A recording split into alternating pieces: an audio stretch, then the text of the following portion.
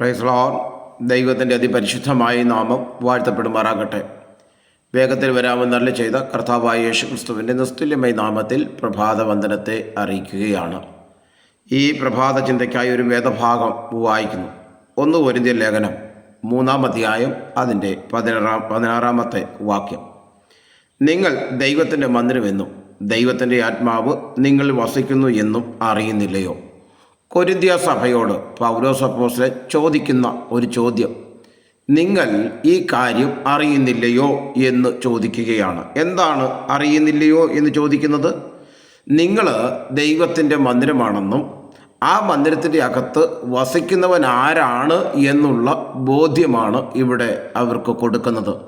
പലപ്പോഴും ദൈവമക്കളുടെ ഹൃദയത്തിൻ്റെ അകത്ത് വസിക്കുന്നത് എന്താണെന്ന് ബോധ്യമില്ലാത്ത ചില ജനങ്ങളെ കണ്ണുകൊണ്ട് കാണുവാൻ ഇടയായി മാറി.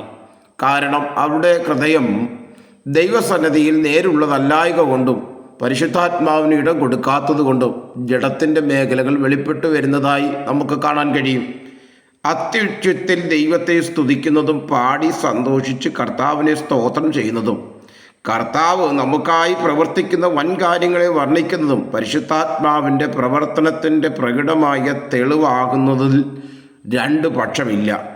എന്നാൽ ആരാധന ശുശ്രൂഷകൾ കഴിഞ്ഞ് പുറത്തു വരുമ്പോൾ അതേ നാവ് കൊണ്ട് തന്നെ മറ്റു വ്യക്തികൾക്കോ കുടുംബങ്ങൾക്കോ ശുശ്രൂഷകൾക്കോ സഭയ്ക്കോ പരിശുദ്ധാത്മാവ് ഇല്ല എന്ന് പറഞ്ഞ് അധിക്ഷേപിക്കുന്നതും ആക്ഷേപിക്കുന്നതും പരിശുദ്ധാത്മാവിൻ്റെ പ്രവർത്തനമല്ല.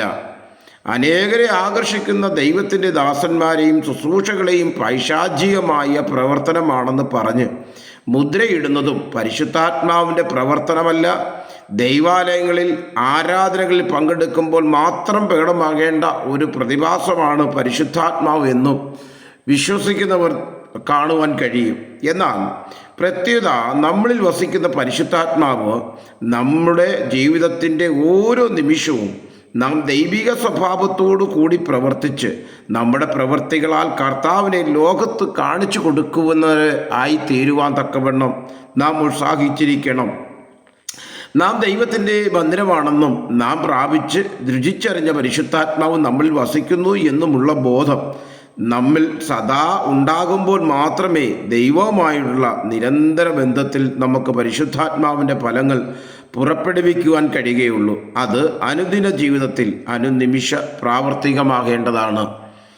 പ്രിയ സഹോദരി, പ്രിയ സഹോദര, പരിശുദ്ധാത്മാവിൻ്റെ നിറവിൽ പാടുകയും പ്രാർത്ഥിക്കുകയും ചെയ്യുന്ന നിങ്ങളിൽ ദുർനടപ്പ്, പക, പിണക്കം, ഭിന്നത, അസൂയ, ക്രോധം മുതലായ ജഡീക സ്വഭാവങ്ങൾ അല്പമെങ്കിലും അവശേഷിച്ചിട്ടുണ്ടെങ്കിൽ ഇവ ദൈവത്തിൻ്റെ മന്ദിരത്തെ നശിപ്പിക്കുകയും അതിൽ വാസം ചെയ്യുന്ന പരിശുദ്ധാത്മാവിനെ അകറ്റിക്കളയുകയും ചെയ്യുമെന്ന് താങ്കൾ മനസ്സിലാക്കുന്നുണ്ടോ? അതുകൊണ്ട് ഈ പ്രഭാതത്തിൽ നമ്മോട് പറയുന്നത്, ദൈവത്തിൻ്റെ മന്ദിരത്തെ നശിപ്പിക്കരുത്. അത് നശിപ്പിക്കുന്നവനെ ദൈവം നശിപ്പിക്കുമെന്ന് ഓർക്കുക. ഈ വചനം നമ്മുടെ ജീവിതത്തിൽ പ്രായോഗികമാകട്ടെ. God bless you. മാറാനാഥ.